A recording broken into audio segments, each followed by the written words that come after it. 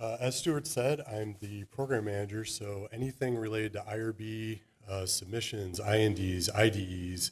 I'm also the DSMB program manager. I know at least one of you uses me. If you have any questions about anything regulatory related, you can schedule a consult with me. You can stop in. I have an open door policy. My contact information is at the end of the slides. So we'll start off with some research ethics background. The Belmont report is what most consent forms are now just funneled off of. And that is the result of the Tuskegee study of untreated syphilis. It was a 40-year study of 600 some males, mostly sharecroppers who didn't even go to a regular doctor of any sort. And something like 400 of them had syphilis or undiagnosed syphilis. And they were told that they would be treated for blood disease.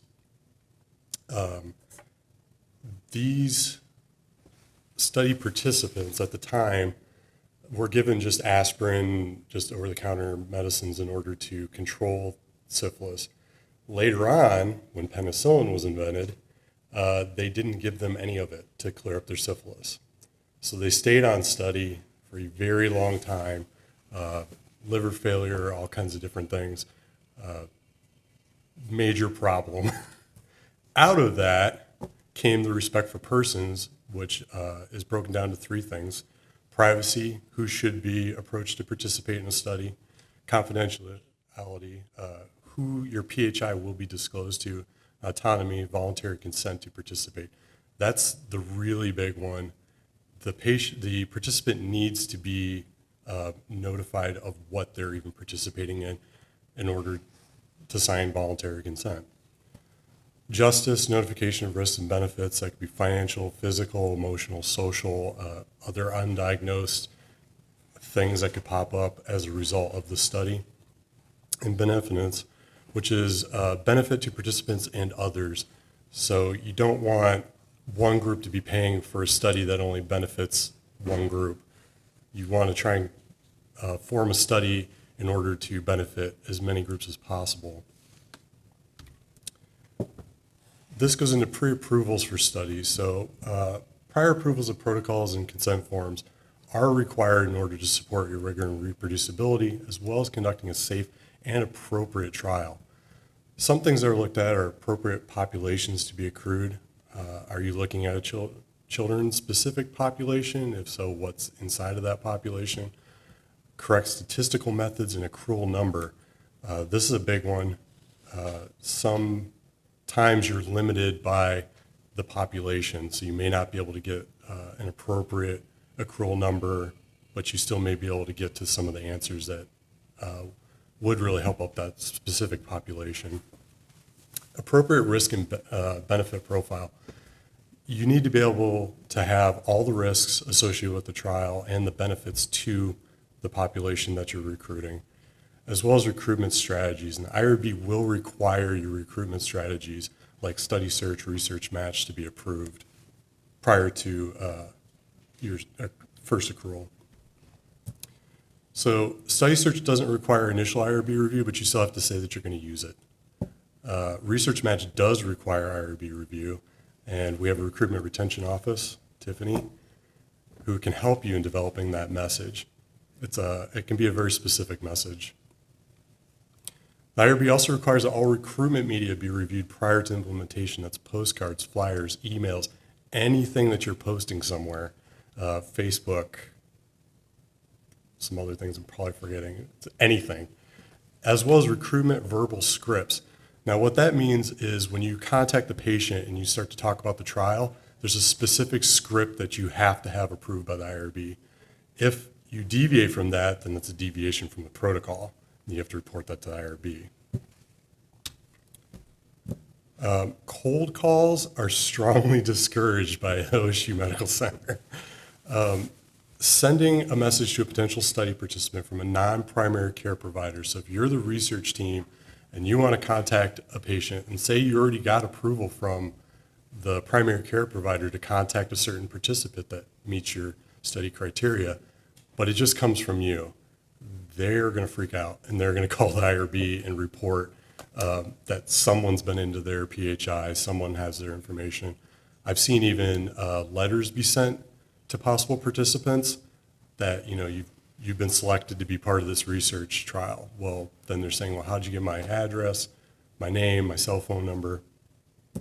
So the way to get around this is to actually have the study team link their invitation to the primary care provider. So either the phone call comes out of the primary care provider's office or the email comes from the primary care provider with the study team contact information attached with it and part of the study. It is the best way to do that. So there are prior approvals that are required depending on your study type. So cancer trials require the CSRC, Institutional Biosafety Review Committee. Those are your biologics and your recombinant DNA. Multi-site sign-offs. So this is your single IRB or smart IRB. Basically what happens is any trial that's more than 2 is considered a multi-site trial. You have Site A, OSU, they would say that they're going to be the IRB of record. They get all the other sites to sign off that they will be the IRB of record, and that way all the approvals for the consent form, all of that stuff comes out of OSU, then gets disseminated to the sites, so they have the actual review of all the documents and control over audits and everything. And then there's industry trials. So that OSU predominantly uses WERB, Western IRB, and they require that you submit an entire initial submission packet to IRB where they'll check over most of it like a normal review.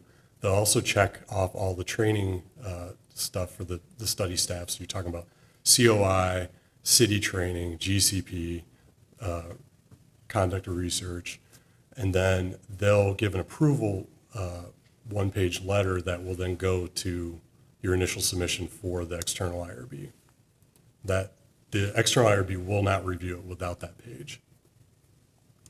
And amendments also require notification to the above listed pre-review groups, depending on what you're dealing with. And I know like the CSRC, they don't want to see things for like grammar changes. They just don't care about that kind of stuff. But you're talking about accrual, study staff change, especially PI change, and things of those nature. Data safety monitoring boards. These are based on the level of risk involved in each study. So you could need one or more of what's listed. Typically, the data safety monitoring plans are required for grant submission for a lot of trials these days. And basically that states that you will have a data safety monitoring board, you will have so many reviews a year, you will have the appropriate people on the board for the trial, what's going to be reported to the IRB as far as safety events, things like that. The safety monitoring board is what meets during the course of the trial to review the safety data and for data integrity. So if you have a low-risk trial, you could still have a monitoring board, and they're mainly just looking to make sure that you're hitting your accrual numbers, that the population that you are accruing is appropriate, just that the study is sound data-wise. And then you could have, during the data safety monitoring board, you have a chair who oversees the entire board. It could be a voting or non-voting member. You have to have a biostatistician that is not associated with the trial. Nobody on these boards can be associated with the trial in any shape or form. And then you also have to have somebody, one or more of appropriate other board members. So if you've got an OB style or trial, you have to have the appropriate OB board member to review for the safety. You can also have an independent safety officer, which is a really low risk trial, but things like the NIH still require somebody overlooking the safety. Usually what we do is we use our normal chair for our DSMB, usually does it, and Usually it's no cost because it's such a low risk. And then independent study monitor. What they're doing is looking over the data and making sure that you're collecting the data you said you were going to collect, that you're not collecting more than what you said you were going to collect. They're looking at, for drug trials, they're looking at pill counts, distribution, all the records associated with between the patient, chain of custody, those kinds of things. They're looking at that the consent form has been correctly filled out. They're looking at that you're using the correct consent form. There's a whole list of things that are involved with this. Mainly the point of the study monitor is to make sure that the study staff is doing what they're supposed to be doing and that the trial is kind of audit ready so that if somebody the FDA dropped in and decided to audit you, you're not going to lose everything. And like I said, the NIH is requiring most of these, even in their grant submission, to even get funded these days. I get a lot of human nutrition studies these days where you're just looking at like vitamin C, vitamin D. Doesn't matter, they want a safety board. If people need help getting a board put together, Yeah. is there a resource for that? So I am the program manager, so you would come to me and we would put together the board. We have a voucher request so that you could essentially get money in order to pay for the board. The same, we're building out the study monitor as well, and then you could also get a voucher for the safety officer. The data safety monitoring plans, I can help you put that together, and that's not usually a charge. So consent. Reason to give consent goes back to the Belmont report, respect for persons. You can't give consent to somebody and not tell them exactly what is going to be happening in the trial. Consent with special populations like children require a parental assent as well as an assent depending on the age of the child. So that's depending on cognitive function and mental function, how well they understand what's being presented to them, what's being done to them. This is an example of special populations can get kind of tricky as far as how many other kinds of consents you need, how you consent them, things like that. On that same thought process, legally authorized representatives. These are for people, you've got an elderly relative and they're severely mentally impaired, and you're an LAR, and that's always court appointed or through the power of attorney. So they always have a document involved. So if somebody says they're an LAR, do not use them as a consent for that patient unless you see that document. And usually you want to actually take a copy of that so you can prove that they actually were an LAR at the time. So then they could sign over that that participant could be a part of the trial. Basic parts of the consent, and this is really basic. Title, lead PI, correct contact information. Study staff change on this all the time. People put, a CR coordinator on there that may have left after 2 months of being here. PIs change all the time. Sometimes they'll have a lead PI on the title page, but then, the last page will have an actual physician, primary care physician for whatever that patient is. So you need to make sure that all matches up. Summary of a study, summary of intervention, risks, complete risks, which could be quite lengthy depending on what you're dealing with. Benefits, if there are any, if there aren't any, and HIPAA privacy language are a few things. A couple important consent form points. Be clear about what is standard of care and what is interventional. This is incredibly important, especially when you're talking about what the patient is going to be responsible for through either their personal insurance or through them themselves, and what the study will be paying for. An example of this is, say there's standard of care is 1 MRI for whatever the diagnosis is, but the study requires 3 MRIs total. 1 standard of care, 2 are could be interventional or could be just totally on the patient. You need to let them know that ahead of time, because that may be something that keeps them from wanting to be a part of this trial. Or they may still want to be a part of the trial, but they still need to know that they're going to be responsible for those 2 MRI costs that insurance may or may not cover. List all the risks and benefits. This is really big, especially in drugs. The risk profiles change quite frequently on these, and they need to be updated and correct at the time of consent. Use plain language, 8th grade level. A lot of regulatory people actually say 5th grade level to be on the safe side, because there's been some people looking at it, and they say even at a 5th grade level, 20 to 30% is actually understood.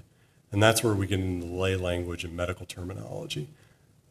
Sometimes you can't get away from some medical terminology. That's the only way to describe it. But put it as much in lay language as you possibly can. And again, list correct study team contact information.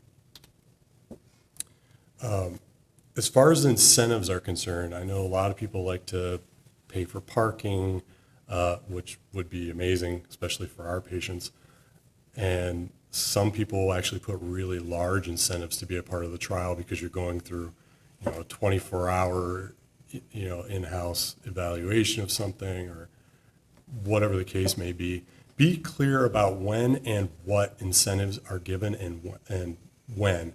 So if you've got a trial of multi-time points, do they get an incentive at the end of each time point? Do they get the incentive after 3 time points? Do they get it only if they complete the entire trial? So what if they drop out in the beginning? Be very clear about that in your consent forms. Also, all incentives are taxable income, and large incentives may require an IRS form because the government wants their money. So most templates for consent forms already have some language about that, but just be clear about where your incentive lies in that range. Amendments to consent forms. They can be administrative, so you can have simple spelling, grammar errors, or as extensive as adding a complete new cohort, adding 300 new patients on a completely different arm of a drug. So there's quite a range of things that happen. Most administrative changes are pretty quick turnaround time with the IRB. Administrative changes could also be study staff, so if you're changing like a coordinator or key personnel on your trial, those are pretty quick. But the more extensive ones will have to go for full board review. Make sure the new version you're using of the consent is immediately used after the approval of the IRB.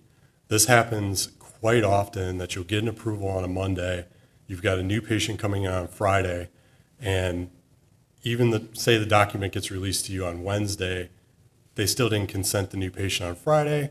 That patient then goes through 2 more rounds of coming here for their trial, and they still have not been updated to the new consent. That's a major no-no. If that happens, you will have to do an event report to the IRB and state how you fixed the problem.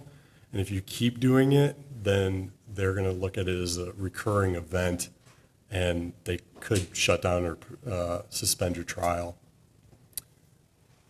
So as soon as you get an IRB approval on a consent form, get it released to your coordinators, use it, reconsent, whatever you need to do. On to reconsenting, that's the same kind of thing. Usually administrative stuff like that you don't need to change unless it's like a change of PI or a change of study contact information. You usually don't have to reconsent. But most reconsenting is a full consent version. Speaking of version, you can change around the templates of the IRB consent form. I always put a version date that's different than, they've got like a form date.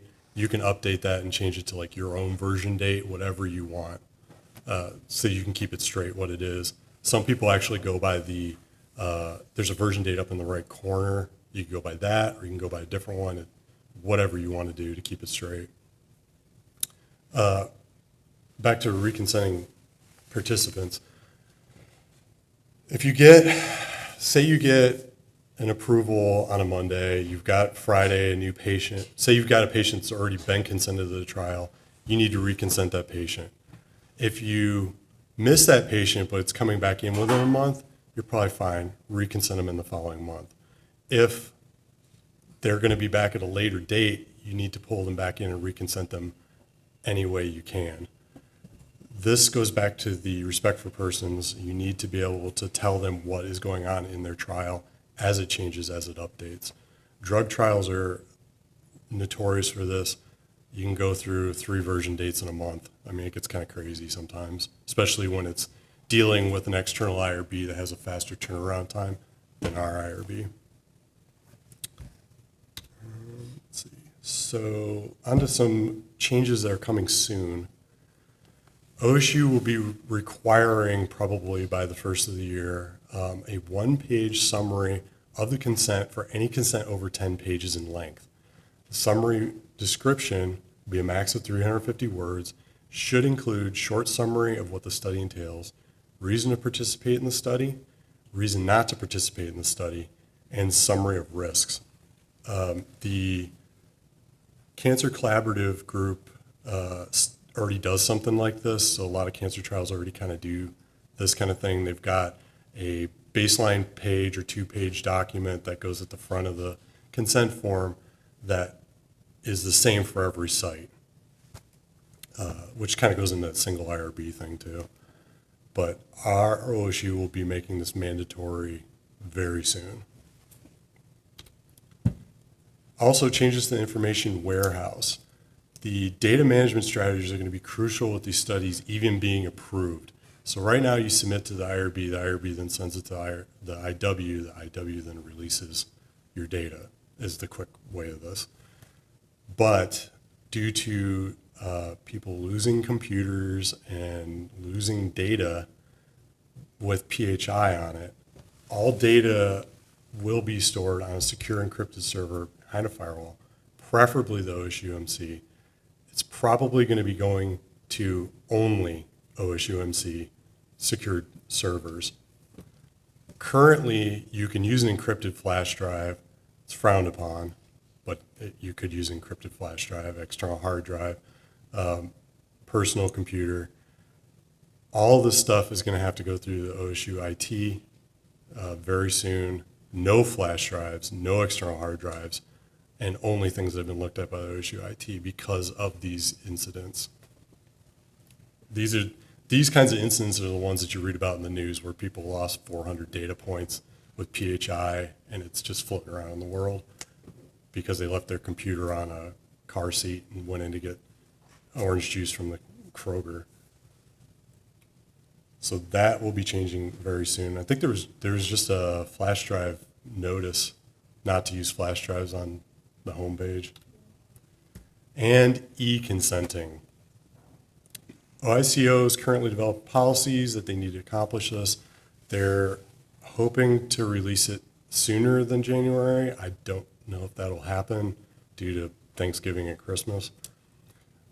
What will essentially happen is that you will submit your entire protocol to the IRB for review. The IRB will then review it based on the human subjects research, and they will forward the entire packet to OICO, who will then review based on university policies. If they agree that it meets both criteria, then they will approve it for e-consenting. So it'll be on a protocol by protocol basis. So even if you have a sub-study protocol that's attached to another one, you may not get that one approved. So they're going to be pretty stringent on it.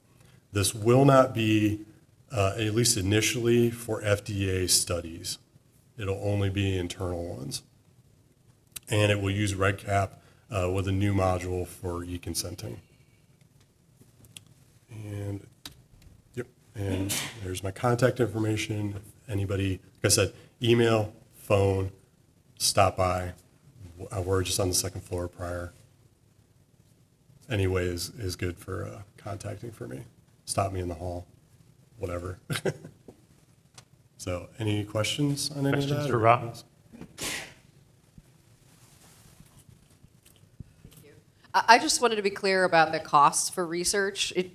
My understanding has always been that research participation shouldn't cost the participants anything in terms of the above standard of care items.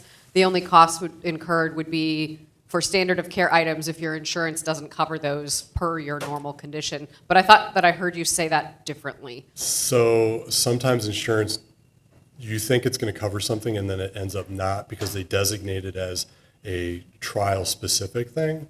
Okay. So we should be covering it, but it may not have ever been written in the budget. So it's kind of a weird thing.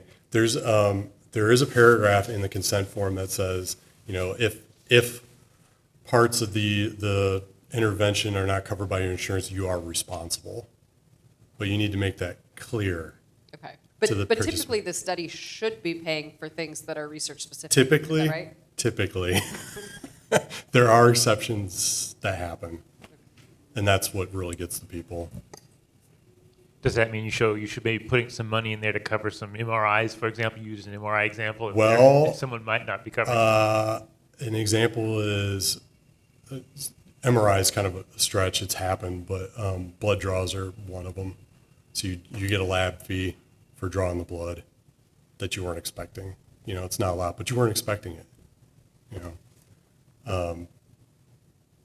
Researchers are taking more and more blood during these studies. So, yeah.